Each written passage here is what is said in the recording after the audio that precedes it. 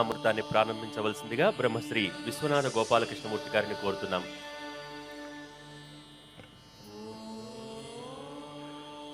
సదాశివ సమారంభాం శంకరాచార్య మధ్యమాం అస్మదాచార్య పర్యంతాం వందే గురు పరంపరాం. భారతీ కరుణాపాత్రం భారతీపదభూషణం భారతీపదమారూఢం భారతీతీర్థమాశ్రయే. విద్యా వినయ సంపన్నం వేతరాగం వివేకినం వందే వేదాంతతత్వజ్ఞం విధుశేఖర భారతీం. అస్మశ్రీ గురుచరణారవిందాభ్యాం నమో నమః. పరమ పవిత్రమైనటువంటి ఈ ప్రాంగణం, ఏ పని చేసినా దేశకాలాలు అనేవి అనుకుంటూ ఉంటాం. మనం ఉన్న చోటు ఏమిటి, మనం ఉన్న సమయం ఏమిటి అని రెండు ఆలోచించుకుని ఆ తర్వాత ఈ పని చేస్తాము అని సంకల్పం చేసుకుంటాం. ముఖ్యంగా ఇవాళ కార్తీక శుద్ధ ఏకాదశి పర్వదినం. హరిహరులకి ఇద్దరికీ అత్యంత ప్రీతిపాత్రమైనటువంటి రోజు. కార్తీక మాసం అన్ని మాసాల్లోకి పరమ పవిత్రమైనది. కార్తీక మాసంలో మన అందరం కొన్ని రకాలైన నియమాలు పాటిస్తాం. కొంతమంది నెల్లాళ్ళు నక్తాలు చేస్తామంటారు, కొంతమంది కార్తీక సోమవారాలు ఉపవాసాలు ఉంటారు, కొంతమంది ఏకాదశి మొదలైనటువంటి పర్వదినాల్లో సత్యనారాయణ వ్రతాలు అవి చేస్తామంటారు. ఏదో ఒక రకమైనటువంటి పూజలతో ఆ పరమేశ్వరుణ్ణి ప్రసన్నం చేసుకోవాలి అనేటువంటి తాపత్రయం ప్రతి భక్తుడి మనస్సులోనూ కనిపిస్తుంది. వాటన్నిటికంటే కూడా గొప్పది కార్తీక మాసానికి సంబంధించినంత వరకు దీపదానం. కార్తీక మాసంలో స్నానాలు చేస్తాం మనందరం, కానీ మాఘమాసంలో స్నానం గొప్పది, కార్తీక మాసంలో దీపదానం గొప్పది. ఒక్కొక్క మాసానికి ఒక్కొక్క ప్రత్యేకత ఉంటుంది. అలాగే కార్తీక సోమవారాల్లో మనం శివారాధనలు చేయడం, లింగార్చనలు, అభిషేకాలు చేస్తూ ఉండటం మనకు అలవాటుగా ఉంది. కానీ మన శాస్త్రాల్లో కనిపించేది నభోమాసయందు వాసరే అని, శ్రావణ సోమవారం నాడు శివారాధన చేస్తే అత్యంత ఫలప్రదం. అది మహాశివరాత్రి నాడు శివారాధన ఎంత గొప్పదో అంతటి విశిష్టమైన ఫలాన్ని మనకు అందిస్తుంది శ్రావణ సోమవారం నాడు శివారాధన అనేటువంటివి మన సంప్రదాయాల్లో కనిపించేటువంటి రహస్యాలు. జత కార్తీక మాసం దీపదానానికి ముఖ్యంగా ప్రసిద్ధంగా మన చేత ఆరాధింపబడుతూ ఉండేటువంటి మాసం.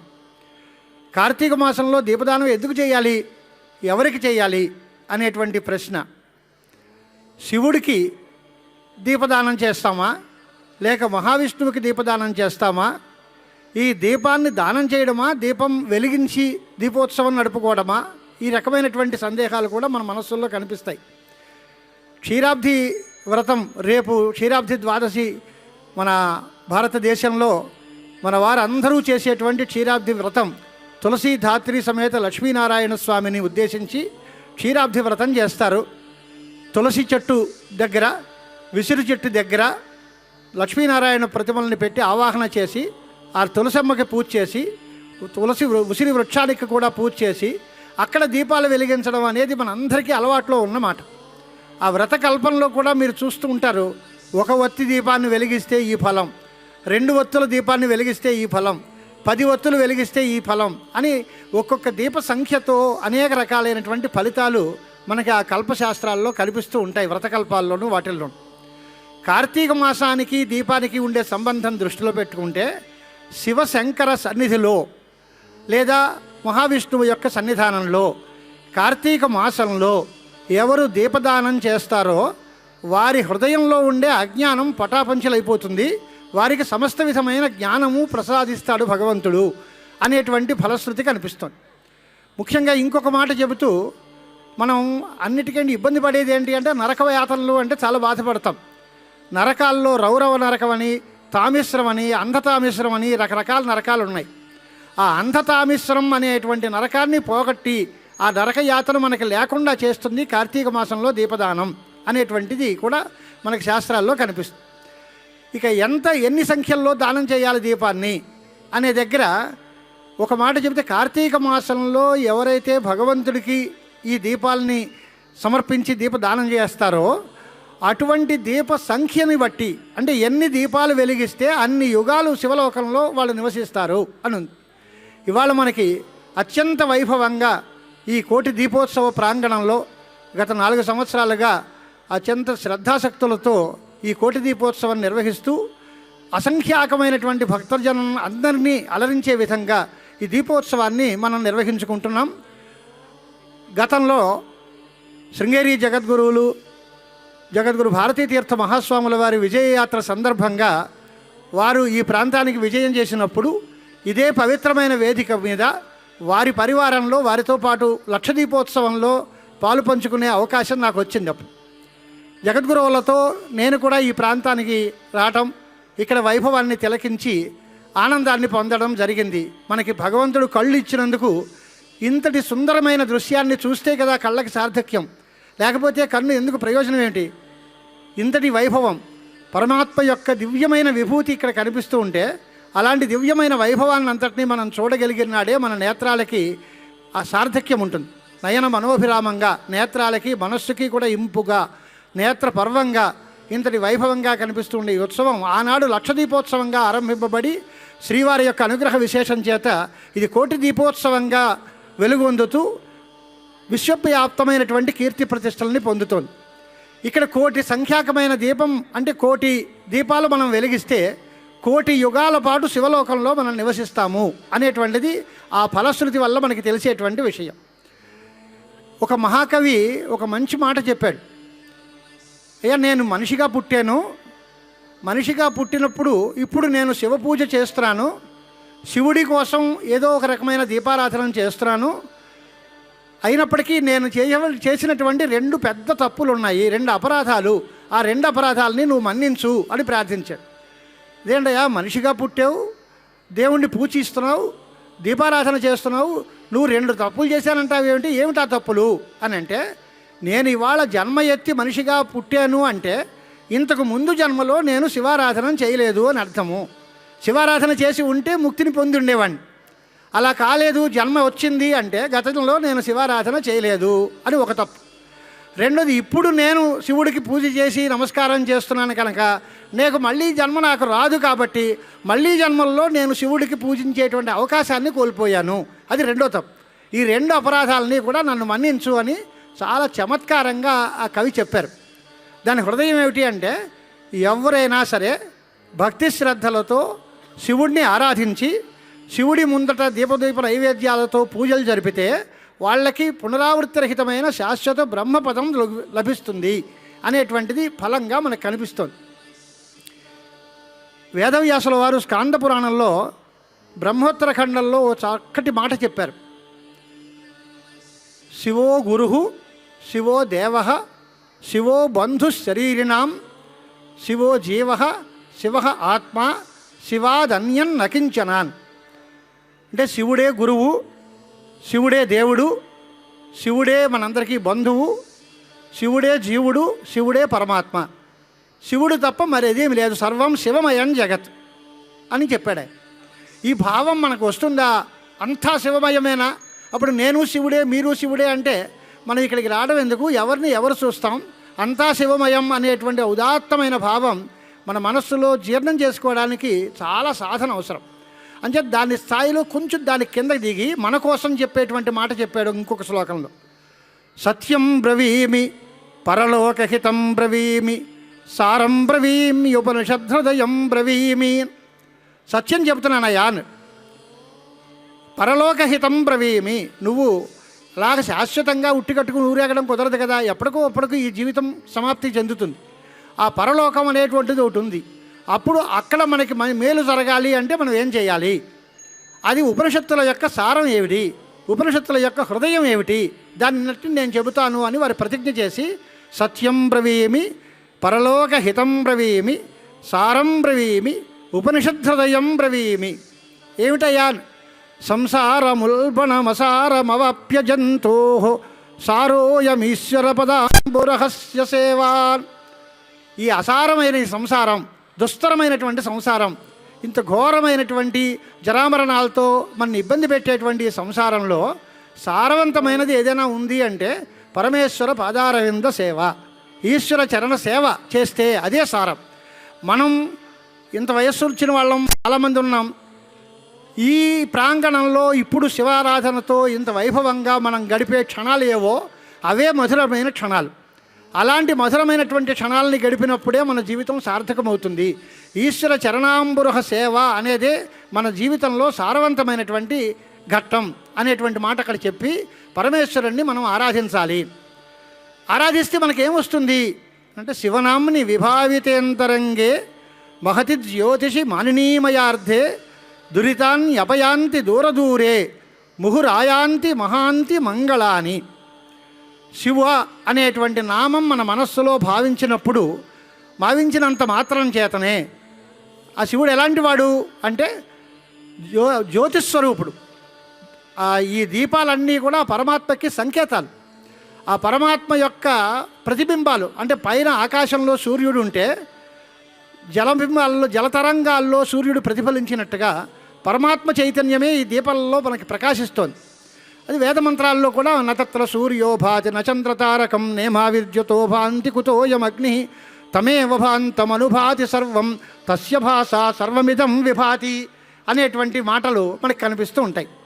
అటువంటి సందర్భాల్లో ఈ దీపారాధన చాలా గొప్పది. దీపం దగ్గర కూడా కొన్ని లక్షణాలు చెప్పారు. ఎలా పడితే అలా దీపాలు వెలిగించకూడదు. దీపం మనం పెట్టే దీపం నేత్ర ఆహ్లాదకరంగా ఉండాలి, అందరికీ రమణీయంగా చూడముచ్చటగా ఉండాలి దీపం. ఇంకొకటి దానిలో ఉండేటువంటి ఆ కాంతి ఫ్లేమ్ అంటామే మనం, అది చాలా స్వర్చిహి, మంచి ప్రవాహం, మంచి దీపకాంతి ఉండాలి. అది కూడా మరొక ప్రసాదం ఏమిటి అంటే దానిలో చిటపట్లాడుతూ చప్పుడు చేయకుండా ఉండాలి దీపం.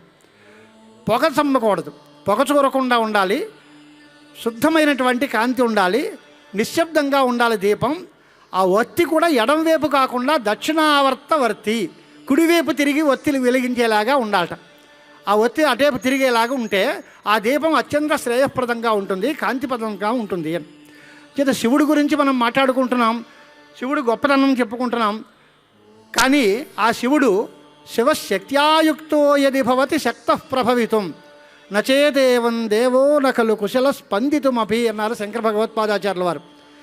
ఎంతటి శివుడే అయినా ఆ శివుడు కూడా శక్తివంతుడైతే అప్పుడే అన్ని కార్యక్రమాలు చేయగలడు. కానీ శక్తి సంపర్కం లేకుండా, అమ్మవారితో కలయిక లేకుండా ఉన్నప్పుడు ఆ శివుడు కదలడానికి కూడా శక్తి లేనివాడు అవుతాడు. అనేటువంటి పరిస్థితుల్లో శివుడికి శక్తితో సంబంధాన్ని ఏర్పాటు చేయాలి.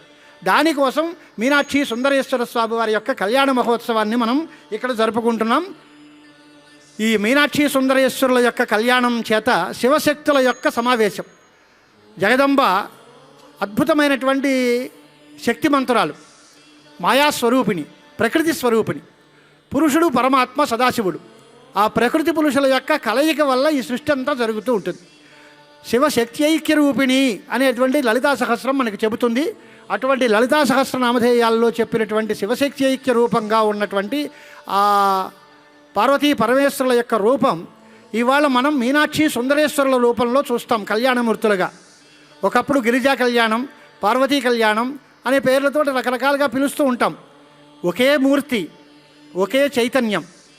దేవకార్య సముద్యత అని దేవకార్యం కోసం అనేక విధమైన ఆకారాలు ధరించి, అనేక విధ ఆయుధాలని పట్టుకుని, అనేక విధ ఆభరణాలతో అనేక దేవకార్యాలని ఉద్ధరించి చేసిన తర్వాత రకరకాల పేర్లతో ఆ జగదంబ పిలువబడింది.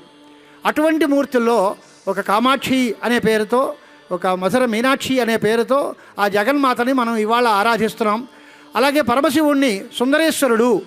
ఒకప్పుడు నిన్న కనకదుర్గ అమ్మవారికి కళ్యాణం చేసుకున్నప్పుడు ఆయన మల్లికార్జున స్వామి వారు అన్నాం.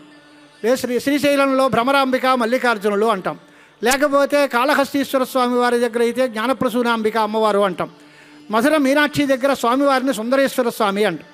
ఏ రూపంతో పిలిచినా శివుడు ఒకటే, శివస్వరూపంలో తేడా లేదు.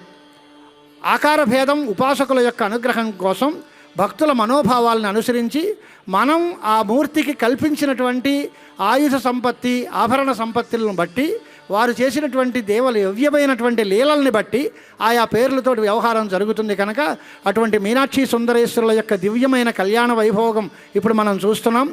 కార్తీక దీపదానం గురించి మనం మాట్లాడుకున్నాం. ఉన్న సమయం అత్యంత సంకుచితం కనుక ఈ సమయంలో ఎక్కువ ప్రసంగాలు మనం చేయడానికి అవకాశం లేదు. కానీ కార్తీక మాస సందర్భంగా ముఖ్యంగా మనం చేసుకోవాల్సింది ఒక్క మాట చెప్పి నేను ముగిస్తాను.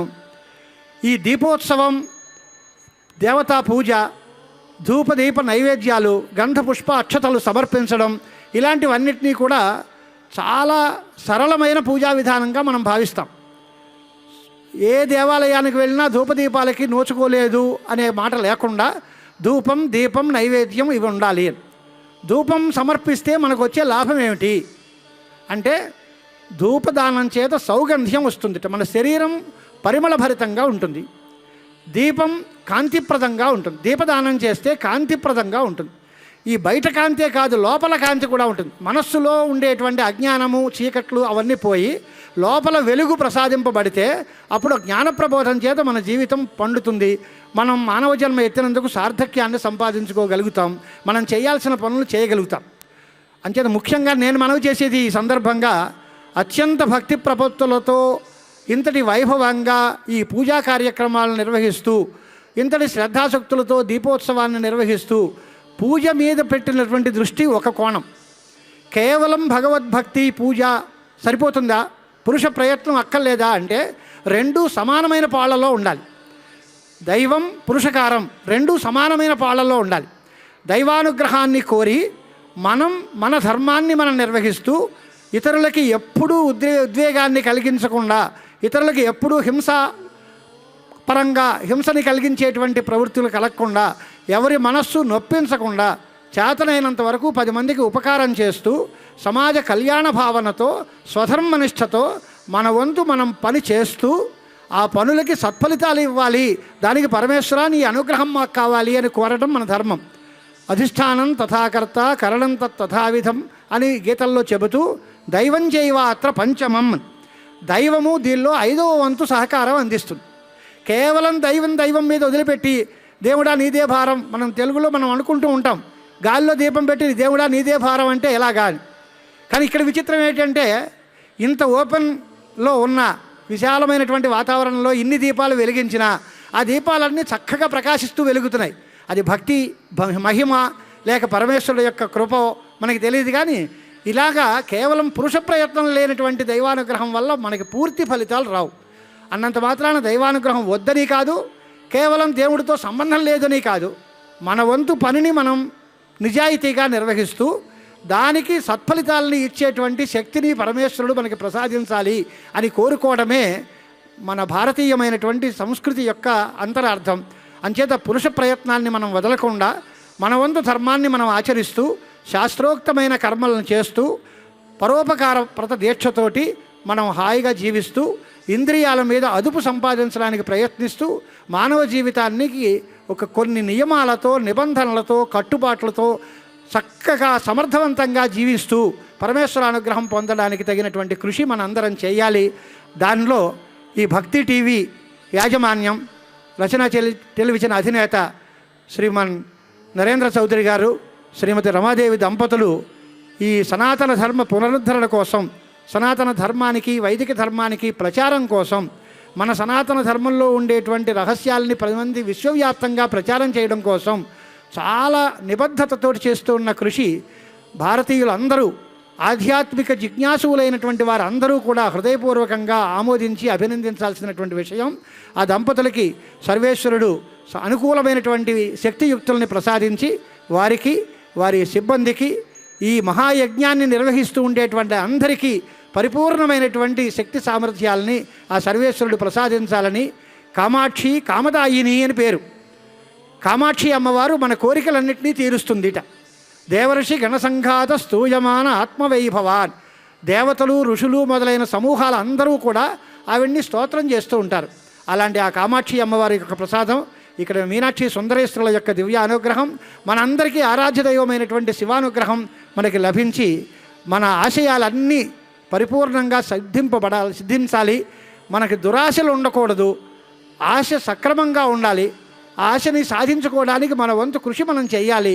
ఆ కృషికి తగిన ఫలితం పరమేశ్వరుడు ఇవ్వాలి అనేటువంటి కోరికను ప్రదర్శిస్తూ మనందరికీ కూడా ఆ సర్వేశ్వరుడు యొక్క కృప ఉండాలి అనేటువంటిది మా ఆకాంక్షగా తెలియజేస్తూ మరొకసారి ఈ భక్తి టీవీ ఈ కోటి దీపోత్సవ నిర్వాహకులకు అందరికీ శుభాకాంక్షలు తెలియజేస్తూ ఇంతటి అవకాశం, ఇంతటి గొప్ప సన్నివేశంలో చిన్న పాలు పంచుకునేటువంటి అవకాశం నాకు ఇచ్చినందుకు కృతజ్ఞతలను నివేదిస్తూ స్వస్తి.